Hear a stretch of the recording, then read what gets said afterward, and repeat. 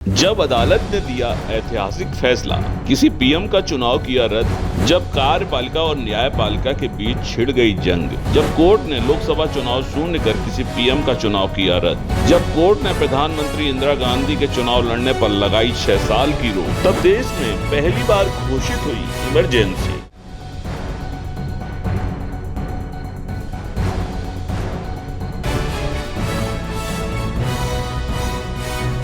तारीख थी 12 जून 1975। सुबह 10 बजे इलाहाबाद हाई कोर्ट के रूम नंबर 24 में जस्टिस जगमोहन सिन्हा अपनी सीट पर बैठे थे। उन्होंने रायबरेली संसदीय सीट से प्रत्याशी राज नारायण की याचिका पर सुनवाई के बाद कहा कि वादी की याचिका स्वीकार की जाती है। इंदिरा गांधी तत्कालीन प्रधानमंत्री का लोकसभा के लिए चुनाव शून्य घोषित किया जाता है। इंदिरा गांधी के चुनाव लड़ने पर 6 साल के लिए प्रतिबंध लगाया जाता है। स्वतंत्र भारत के इतिहास में पहली बार किसी प्रधानमंत्री का चुनाव रद्द किया गया था। अदालत के इस फैसले के बाद इंदिरा गांधी ने संवैधानिक प्रावधान का इस्तेमाल करते हुए संविधान के अनुच्छेद 352 के तहत देश में आंतरिक आपातकाल लागू कर दिया। इसके तहत देश की जनता से मौलिक अधिकार छीन लिए गए, विपक्षी नेताओं को जेल में ठूंस दिया गया, प्रेस की आजादी भी समाप्त कर दी गई। फैसले से पहले 18 और 19 मार्च को बतौर प्रधानमंत्री इंदिरा गांधी भी कोर्ट पहुंची। इसके लिए वह 17 मार्च 1975 को इलाहाबाद पहुंच गई थी। उनके वकील एस.सी. खरे ने न्यायमूर्ति सिन्हा से आग्रह किया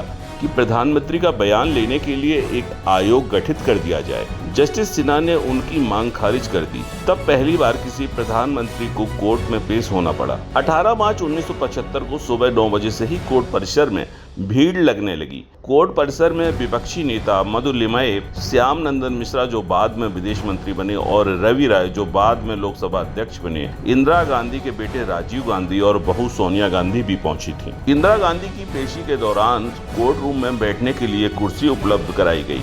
ऊंचे चबूतरे पर उनकी कुर्सी रखी गई ताकि जज और पीएम आमने सामने रह सके।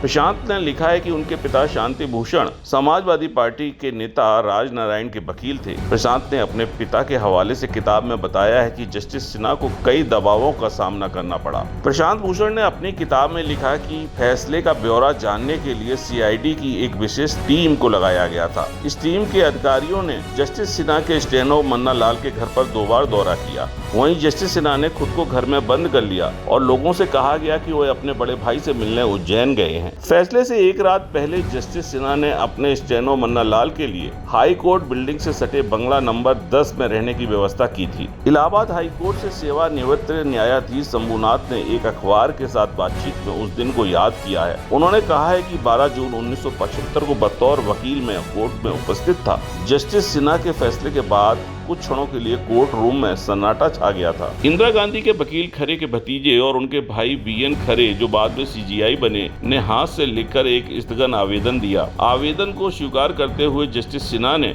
अपने फैसले पर 20 दिनों के लिए स्थगन आदेश दिया था। इस बीच कांग्रेस को नया नेता प्रधानमंत्री चुन लेना था। पार्टी ने फिर से इंदिरा गांधी को ही नेता चुना और अदालत के फैसले के खिलाफ कोर्ट में याचिका भी दी। अदालती आदेश के मुताबिक इंदिरा गांधी को सशर्त अंतरिम प्रधानमंत्री रहने की अस्थायी मोहलत मिली। उन्हें संसद की कार्रवाई में भाग लेने या मतदान करने की इजाजत नहीं थी। सर्वोच्च अदालत का अंतिम फैसला आने और मोहलत की मियाद खत्म होने से पहले इंदिरा गांधी ने 25 जून 1975 को आपातकाल की घोषणा कर दी। News desk, AMB news.